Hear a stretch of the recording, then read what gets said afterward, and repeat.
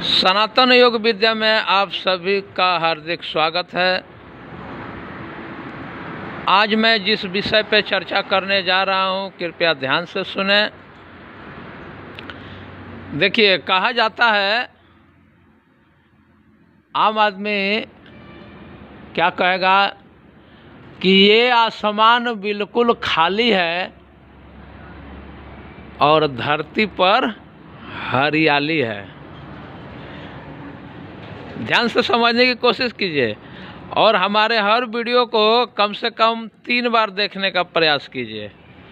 ऐसा मैं क्यों बता रहा हूँ कि आज के मनुष्य की मानसिकता इतनी तीव्र, इतना गतिशील काम कर रहा है कि वो न तो अपने आप के बारे में कुछ सोच समझ पा रहा है, न तो अपने परिवार के बारे में कुछ सोच समझ पा रहा है, न तो अपने राज्य के बारे में कुछ सोच समझ पा रहा है, न तो अपने देश के बारे में कुछ सोच समझ पा रहा है। देखिए, हर मनुष्य के जीवन में एक व्यक्तिगत समस्या है, एक पारिवारिक समस्या है, एक सामाजिक समस्या है और एक राष्ट्रीय समस्या है।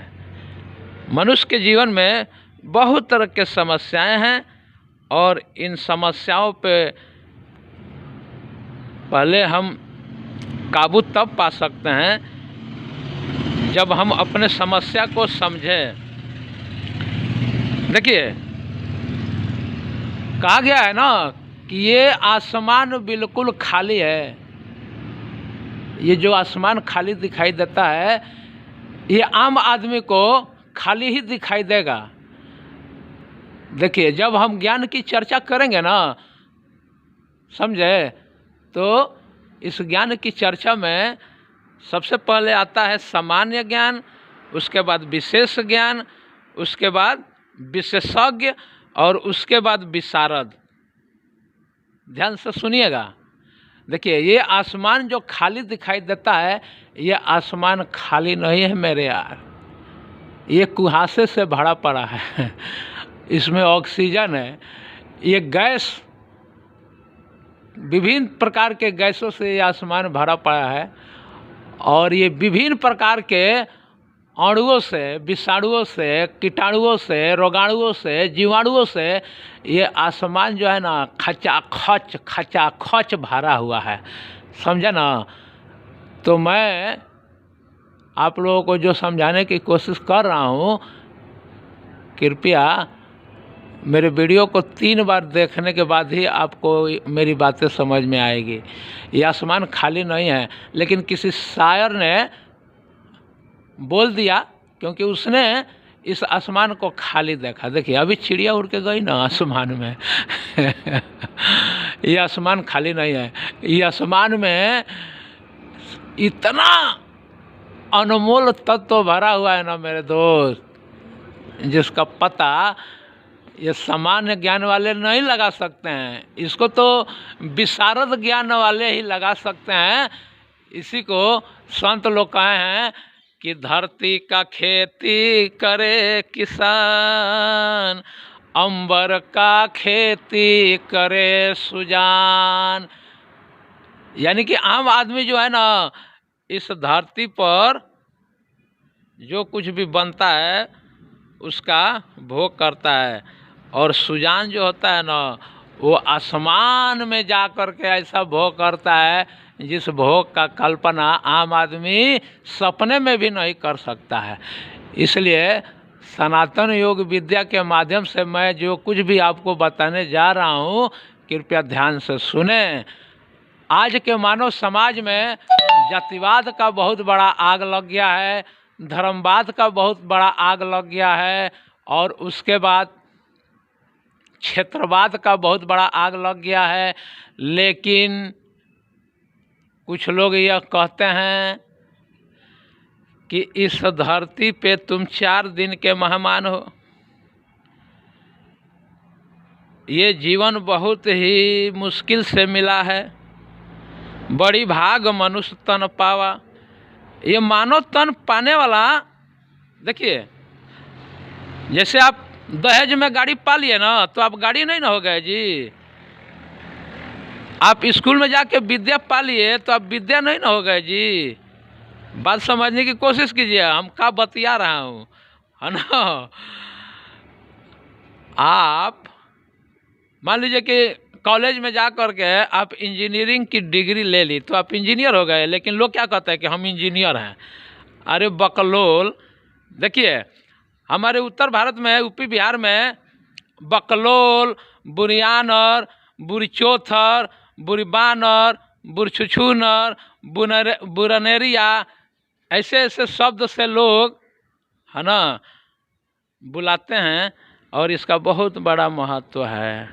अब मान लीजिए, ध्यान से सुनिएगा मैं क्या बोल रहा हूँ। आप अगर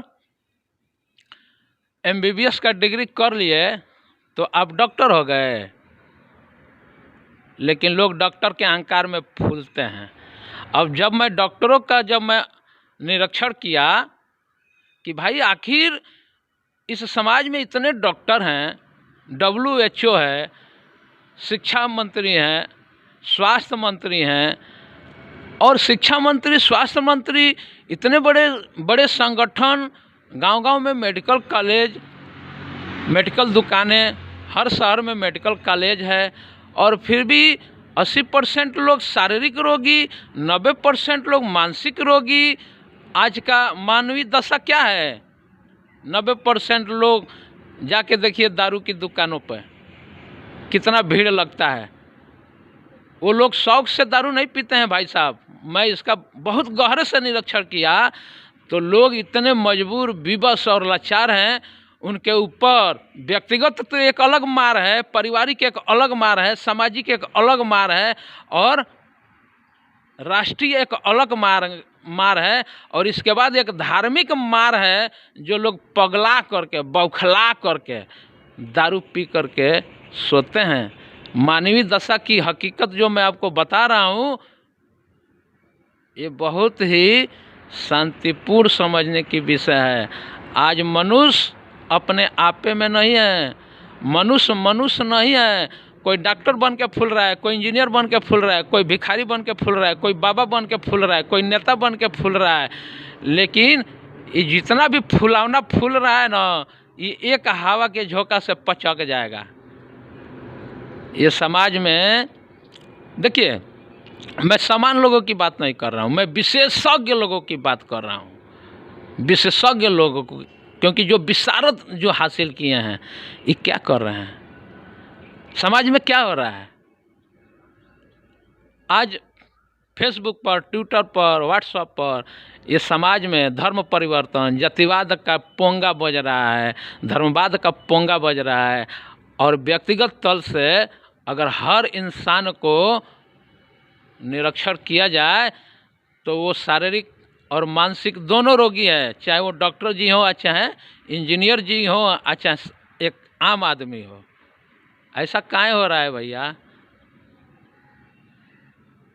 ऐसा इसलिए हो रहा है ना कि आप जो ज्ञानी चंद बन करके इस संसार में ज़िंदगी जी रहे हैं ना, यही सारा दुख का कारण है।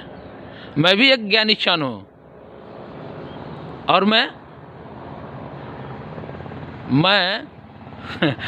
क्या बताऊं कि मैं कौन हूँ, ये मैं कह नहीं सकता। लेकिन हाँ, इतना तो ज़रूर कह सकता हूँ कि मैं भी कुछ खोज करता हूँ, और जो खोज में मैं पाता हूँ आप तक पहुँचाने की कोशिश करता हूँ, जिससे आपके जीवन में कुछ लाभ हो, सुख शांति मिले, आप निरोग रहें। इसी खोज के साथ जो मैं बातें आपको बता रहा हूँ कि ये आकाश,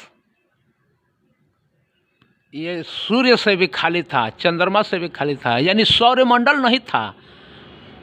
लोग इतिहास पढ़ करके, मुगलों के इतिहास पढ़ के,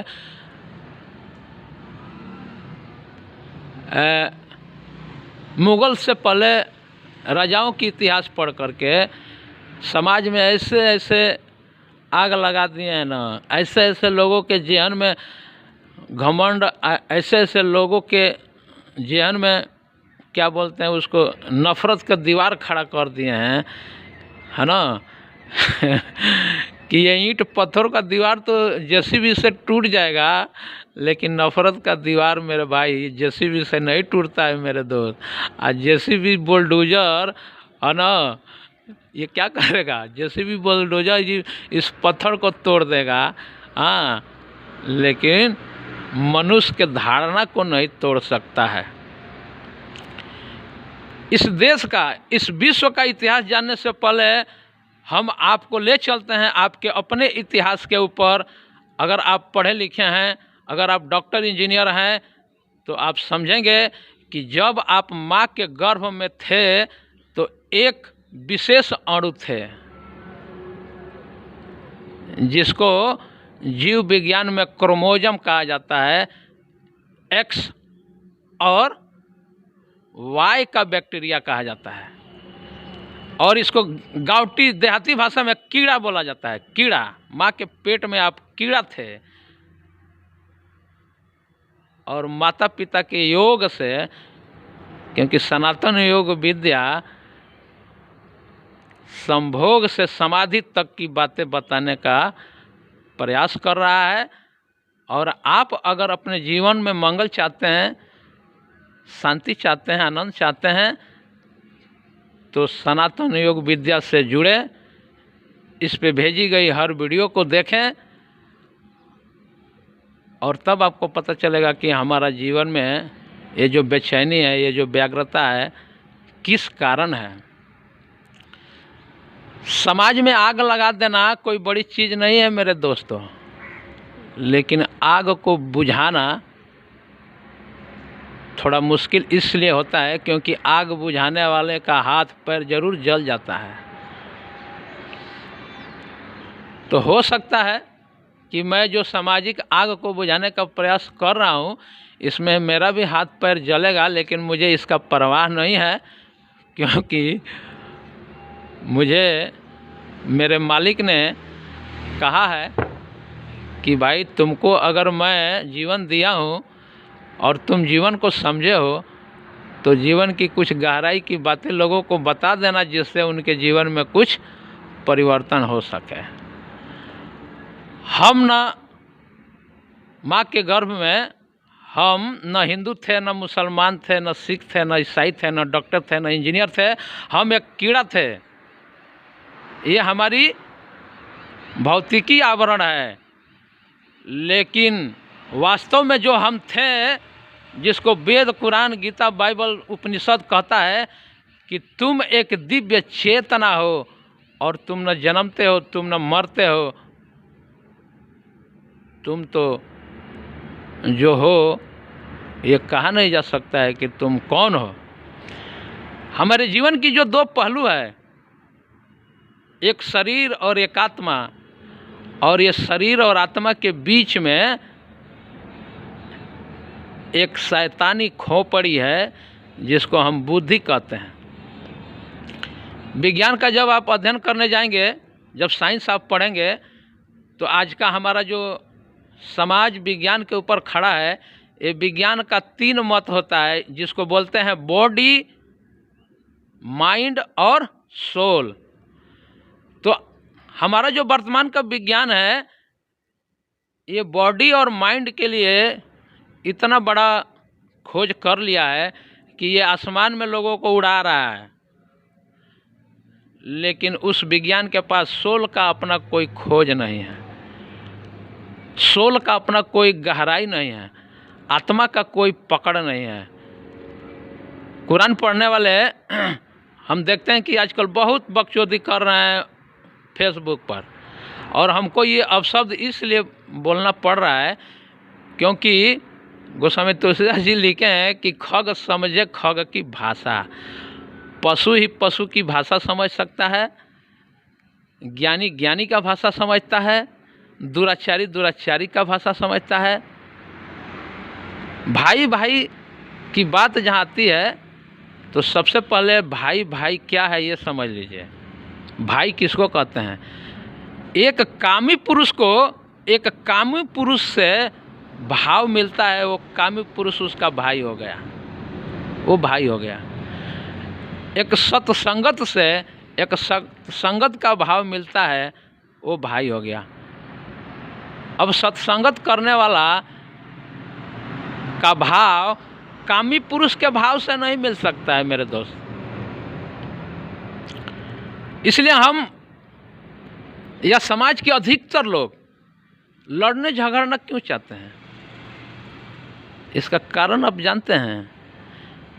जब आप माँ के गर्भ में आपके शरीर की जब रचना हो रही थी, जब आपका माता पिता के रज और बीज से जब आपके 2 अणु आकर के माँ के गर्भ में मिले, तो आपकी संख्या, उस अणुओं की संख्या होती है 2.5 लाख।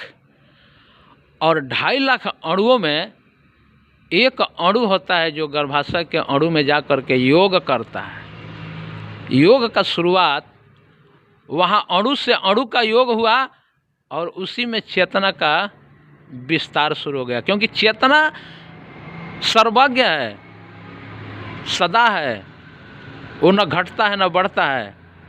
ये आसमान जिस तरह से अस्थाई है, इस आसमान में कभी गर्मी होता है, कभी बरसात होता है, कभी जाड़ा होता है, कभी तूफान चलते हैं, लेकिन ये आसमान जो है ये तटस्थ है। उसी तरह से हमारी दिव्य चेतना, जिसको आत्मा कहते हैं, वो तटस्थ है। इस आसमान से भी विराट है। और मैं इस आसमान के पार जा कर के जब मैं चेतना को देखा योग साधना से, तो मैं हैरान हो गया। क्योंकि ये जो ब्रह्मांड दिखाई दे रहा है, अभी विज्ञान इस ब्रह्मांड के चांद और मंगल पे गए हैं, और मैं योग साधना से इस ब्रह्मांड के बाहर जा कर के जब इस ब्रह्मांड को देखा, तो ये ब्रह्मांड एक फुटबॉल के जैसा दिखाई दे रहा है। जैसा आपका ये पृथ्वी जो है ना, इस पृथ्वी का आप फोटो जब देखेंगे, है ना, यहाँ से चांद को देखते हैं ना, थरिया के जैसा दिखाई देता है। हाँ, और सूरज यहाँ से थाली के जैसा दिखाई देता है। लेकिन इस पृथ्वी से 30 लाख गुना बड़ा वैज्ञानिक लोग कहते हैं कि है। उसी तरह से भैया ये ब्रह्मांड जो है ना, ये ब्रह्मांड तो एक गुब्बारे, एक फुटबॉल के जैसा दिखाई देता है। मेरे साथ चलना है तो इस आकाश के पार चलो। क्योंकि गोस्वामी तुलसीदास जी लिखे हैं कि छितजल पाव गगन समीरा, 5 तत्व मिली अधम शरीरा। ये 5 तत्व अधम है, ये आकाश भी अधम है, ये ब्रह्मांड भी अधम है। किसके अभाव में? तो दिव्य चेतना के अभाव में। कुरान ही नहीं कहता है कि तुम मुसलमान हो। कुरान पढ़ने वालों ठीक से पढ़ लो। कुरान कहता है कि तुम एक दिव्य रूह हो। और जो ये बकचोदी मुसलमान का तुम कर रहे हो ना, इसीलिए तुम अपने रूह को नहीं जान पा रहे हो, नहीं देख पा रहे हो। क्योंकि तुम्हारी बुद्धि में ये पोथी जो ठूस दिया गया है ना, तुम्हारा बुद्धि बौखचटा गया है। और हिंदू भाई लोग के बुद्धि में जो वेद ठूस गया है, गीता में कृष्ण बोले हैं, नाना शास्त्र पठेन नाना देवत्व पूजनम, आत्मज्ञान बिना पार्थ सर्व कर्म निरर्थकम। कितना हो भी पोथी पढ़ लो, कितना हो भी वेद पढ़ लो, कितना हो भी देवताओं की पूजा कर लो, आत्मज्ञान नहीं हुआ तो तुम सारा किया हुआ बेकार हो गया। इसलिए मैं इस वीडियो के माध्यम से इस देश में या विश्व में या इस ब्रह्मांड में क्या क्या खेला हो रहा है, इस खेला को अगर आपको जानना है प्रेम से, क्योंकि कबीर जी भी बोले हैं, पोथी पढ़ पढ़ जगमुआ, पंडित भया न कोय, 2.5 अक्षर प्रेम के, पढ़े सो पंडित हो। एक बार बोलिए सियावर रामचंद्र की जय।